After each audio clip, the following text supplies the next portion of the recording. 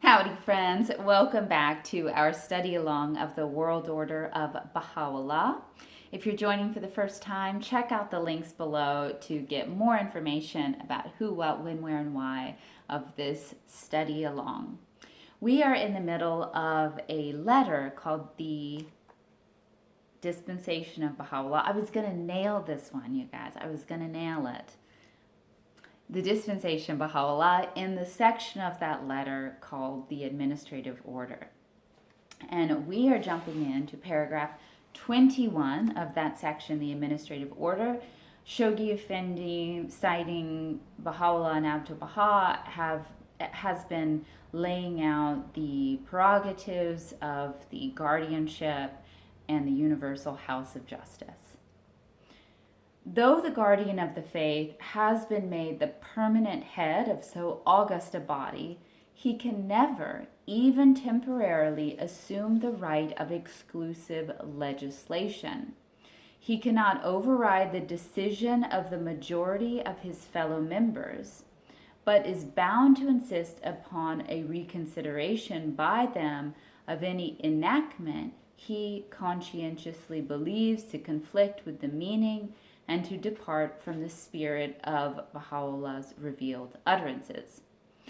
This is all very interesting, I mean that genuinely, since this existence of a guardianship and house of justice as like living and breathing human beings does not and will never and never has existed, because the guardian didn't leave descendants and is this permanent, enshrined, one-time guardianship.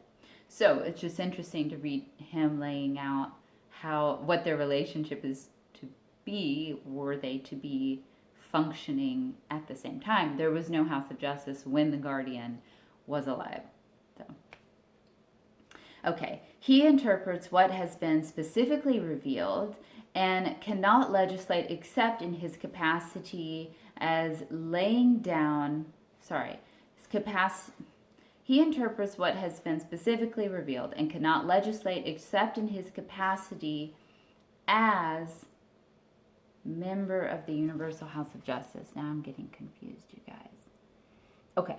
Though the guardian of the faith has been made the permanent head of so august a body, he can never, even temporarily, assume the right of exclusive legislation. He cannot override the decision of the majority of his fellow members, but is bound to insist upon a reconsideration by them of an enactment he conscientiously believes to conflict with the meaning and depart from the spirit of Baha'u'llah's revealed utterances.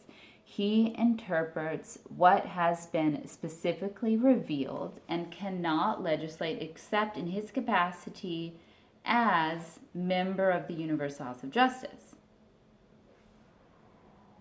Okay, so he's considered a member of the Universal House of Justice. It was just, forgive me, it was just funny. It didn't say a member, it just said member, so I got confused. He is debarred from laying down independently the constitution that must govern the organized activities of his fellow members, and from exercising his influence in a manner that would encroach upon the liberty of those whose sacred right is to elect the body of his collaborators.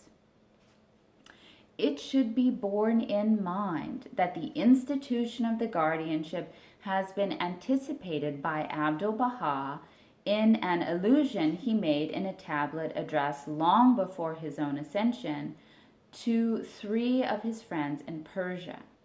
To their question as to whether there would be any person to whom all the Baha'is would be called upon to turn after his ascension, he made the following reply. As to the question you have asked me, know verily that this is a well-guarded secret. It is even as a gem concealed within its shell. That it will be revealed is predestined. The time will come when its light will appear, when its evidences will be made manifest and its secrets unraveled. Dearly beloved friends, exalted as is the position and vital as is the function of the institution of the guardianship, in the administrative order of Bahá'u'lláh, and staggering as must be the weight of responsibility which it carries, its importance must, whatever be the language of the will, be in no wise overemphasized. The guardian of the faith must not under any circumstances, and whatever his merits or achievements, be exalted to the rank that will make him a co-sharer with Abdu'l-Baha in the unique position which the center of the covenant occupies. Much less so grave a departure, much less to the station exclusively ordained for the manifestation of God. So grave a departure from the established tenets of our faith is nothing short of open blasphemy.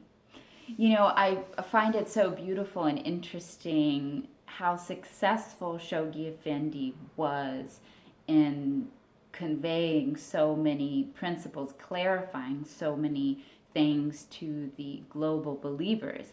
Because you read something like this, at least for me, and it's very obvious. It's like, well, yeah, no, duh, who would think that?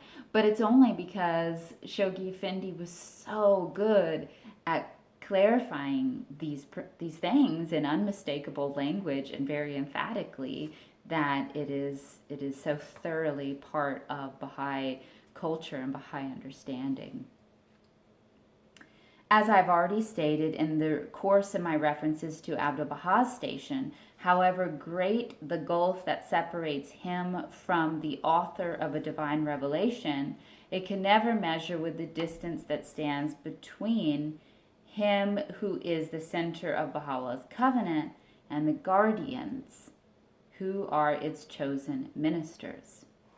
There is a far, far greater distance separating the guardian from the center of the covenant than there is between the center of the covenant and its author.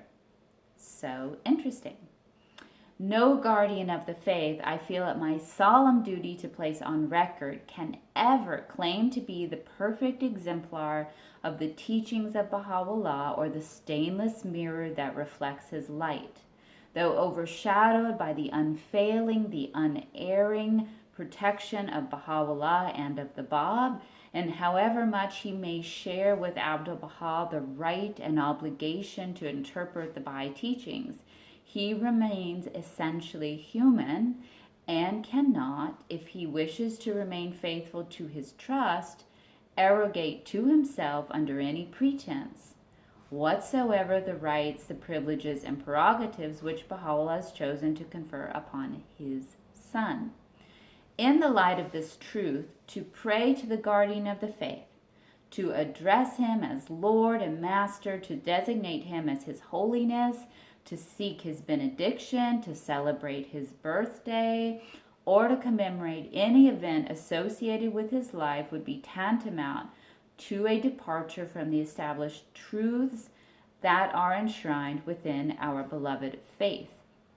The fact that the guardian has been specifically endowed with such power as he may need to reveal the purport and disclose the implications of the utterances of Baha'u'lláh and of Abdu'l-Baha does not necessarily confer upon him a station co-equal with those whose words he is called upon to interpret. He can exercise that right and discharge this obligation and yet remain infinitely inferior to both of them in rank and different in nature. Very good, very clear. Yes.